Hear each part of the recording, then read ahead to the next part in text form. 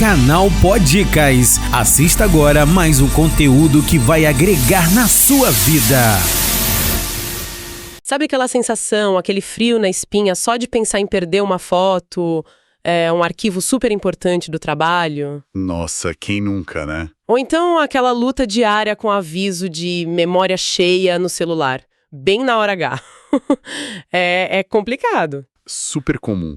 Pois é, e é justamente para tentar achar uma luz para esses problemas que a gente está aqui hoje. Vamos analisar um guia, um material focado em iniciantes sobre armazenamento na nuvem. A promessa do guia, é mostrar um jeito que seria mais seguro, mais prático para guardar nossas coisas digitais. E o melhor, acessível de qualquer lugar, né? Com internet, claro. Exato. Então, a ideia aqui é entender o que esse guia realmente quer dizer com nuvem, como ela funciona na prática e quais são as dicas, as opções que ele traz para quem está começando. Ok, vamos investigar isso. Vamos lá. A nuvem, de um jeito bem simples, como o guia deve explicar, significa que seus arquivos não ficam só no seu celular ou no seu computador. Certo. Eles ficam guardados em servidores remotos, data centers, que são basicamente computadores superpotentes, seguros, mantidos por empresas grandes. E você acessa tudo pela internet. Ah, entendi. O ponto principal que o guia deve frisar é que isso não é mais coisa do futuro, né? É uma ferramenta nossa essencial hoje em dia. Mudou como a gente lida com tudo que é digital. Faz todo sentido. Bom, e aí o guia começa a falar de nomes, de serviços específicos. O primeiro é o Google Drive. A fonte descreve ele como uma pasta de arquivos universal. Achei interessante isso. Uma boa descrição. O que será que torna ele tão universal, assim, para quem está começando? É só o acesso de qualquer lugar ou tem mais coisa aí? Olha, provavelmente essa universalidade vem de alguns pontos. Primeiro ele funciona em tudo, né? Android, iOS, Windows, Mac no navegador. Ah, sim.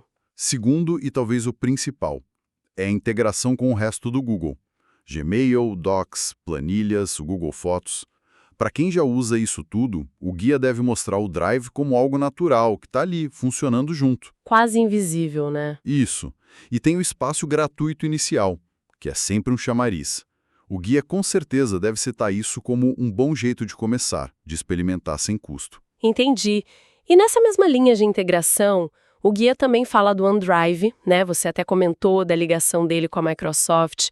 O que o guia destaca como a grande vantagem disso para quem usa o Windows ou Office? É conveniência pura ou tem algo mais palpável? Então, o fascinante aqui, e o guia deve explorar isso bem, é como o OneDrive está amarrado no Windows e no Office.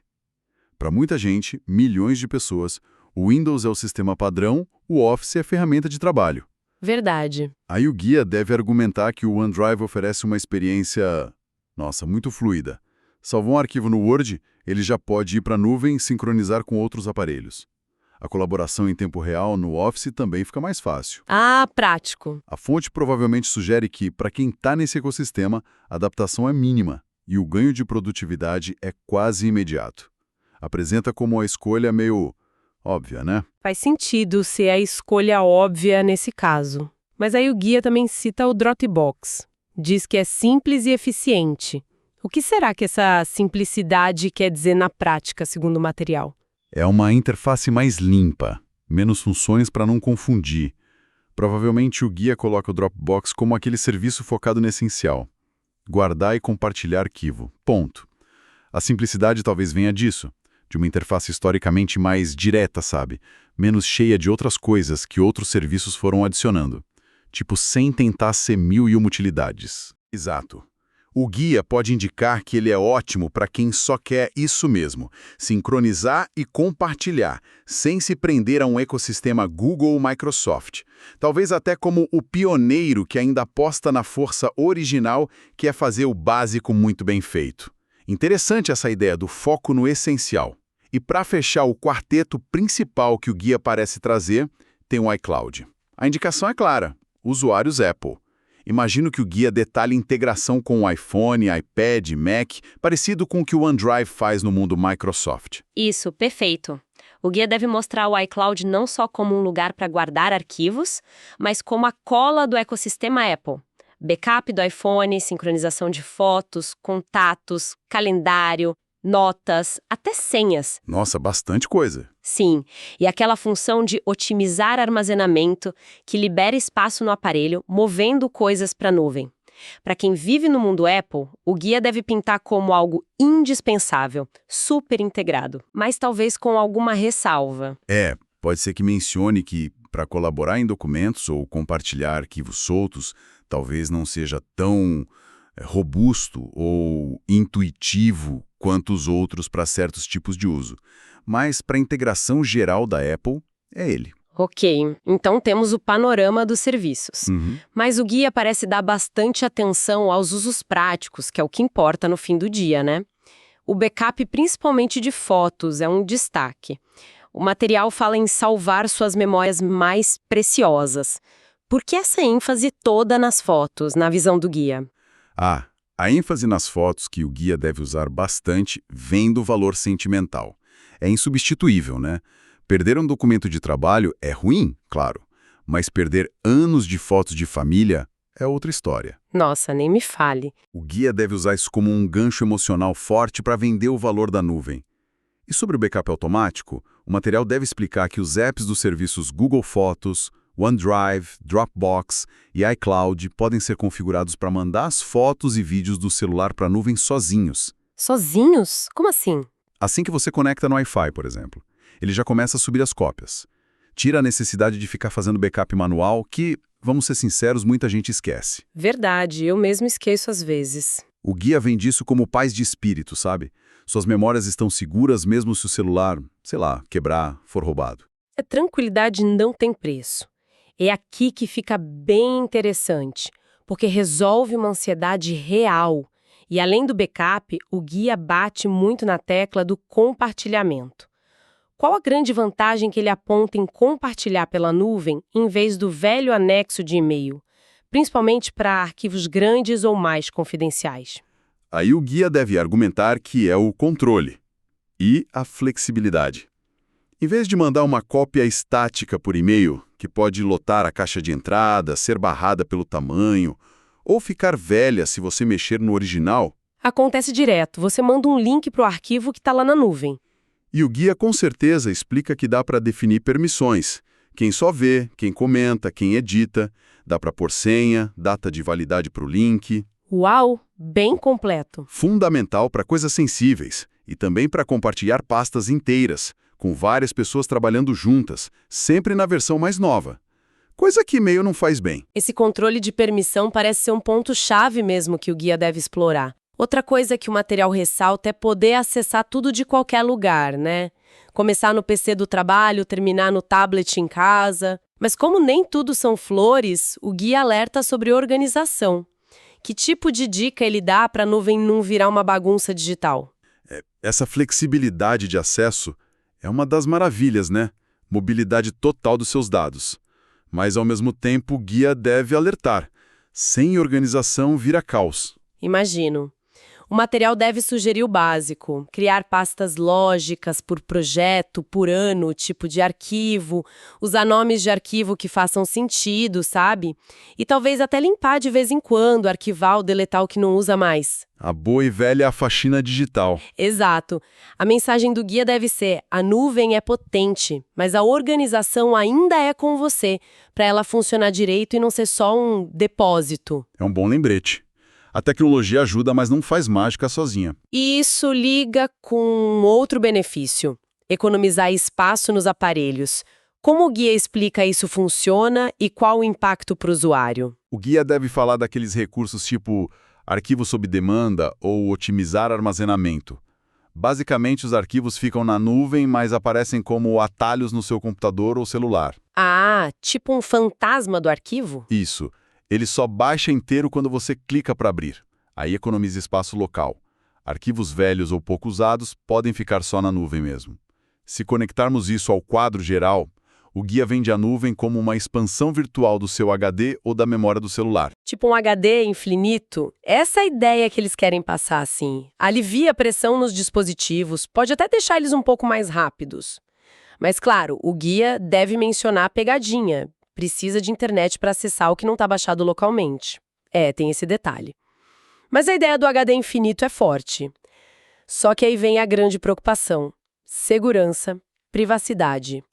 O que o guia diz sobre como essas empresas protegem nossos dados e que cuidados a gente, como usuário iniciante, tem que ter.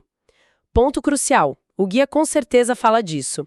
Deve explicar as medidas padrão, criptografia, que embaralha os dados para ninguém não autorizado ler, na transmissão e, às vezes, no armazenamento. Certo. Deve mencionar também a autenticação de 2 fatores, o 2FA.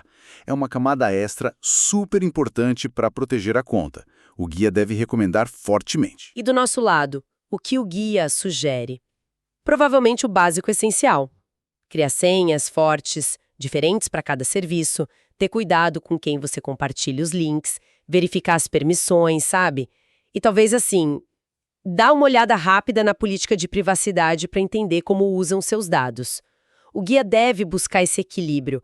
Aproveite a conveniência, mas com cautela. Equilíbrio é a palavra. E falando em escolhas, o guia entra na questão dos planos, grátis ou pago. Como ele ajuda o iniciante a decidir? O que realmente justifica pagar segundo o material? Olha, o guia deve apresentar os planos grátis como ótimos para começar. Para testar, entender como funciona, guardar um pouco de coisa. A limitação principal é o espaço. Sempre o espaço. Exato. Os planos pagos, aí o guia detalha, oferecem muito mais espaço, às vezes terabytes, e podem vir com recursos extras, segurança mais avançada, suporte melhor, ferramentas de colaboração mais parrudas, tipo histórico de versão mais longo, coisas mais profissionais, talvez. Isso. E, às vezes, acesso a outros apps da empresa. Isso levanta uma questão importante que o guia deve ajudar a pessoa a pensar. Quanto espaço eu realmente preciso? Preciso desses extras agora? Faz sentido essa avaliação? O guia deve sugerir começar no grátis e só pagar quando o limite de espaço apertar ou quando sentir falta de uma função específica. É uma conta pessoal de custo-benefício. Começar pequeno e crescer se precisar. Boa dica para iniciante. E tem mais uma rede de segurança que o guia menciona. Recuperar arquivos que a gente apagou sem querer. Como isso funciona, segundo a fonte? O guia deve explicar que a maioria dos serviços tem uma lixeira, né? Ou uma pasta de itens excluídos. Quando você apaga algo, não some na hora. Ah, que alívio! Vai para essa lixeira e fica lá por um tempo, geralmente uns 30 dias. Se apagou por engano, é só ir lá e restaurar. Simples assim. Muito útil. E alguns serviços, o guia pode citar, tem também o histórico de versões, permite voltar um arquivo para um estado anterior. Ótimo contra edições erradas ou até aqueles ataques de ransomware.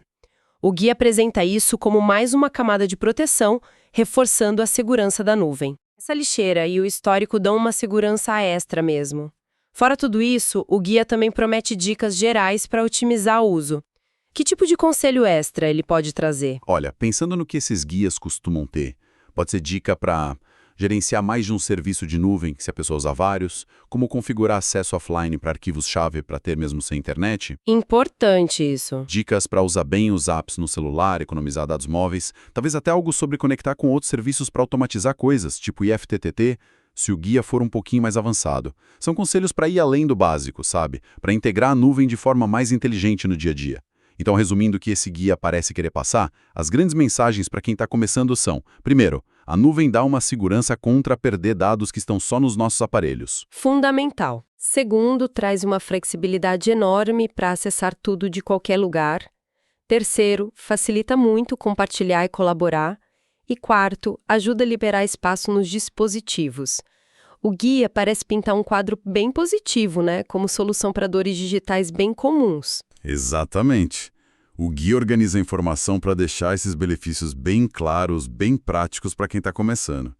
E puxando o fio dessa análise, né, dessa centralidade toda que o guia dá para a nuvem, fica uma reflexão interessante. Qual? À medida que a gente confia cada vez mais nesses serviços para guardar tudo, né, do pessoal ao profissional, qual será o próximo passo? Como vai evoluir a forma como a gente gerencia e interage com esses dados? E, talvez mais a fundo, como essa dependência de uma infraestrutura que a gente não controla diretamente está mudando nossa ideia do que é ter posse da informação na era digital. Nossa! É um pensamento que vai além do guia, mas que nasce diretamente da importância que ele mesmo dá para a nuvem hoje. Para a gente pensar, né?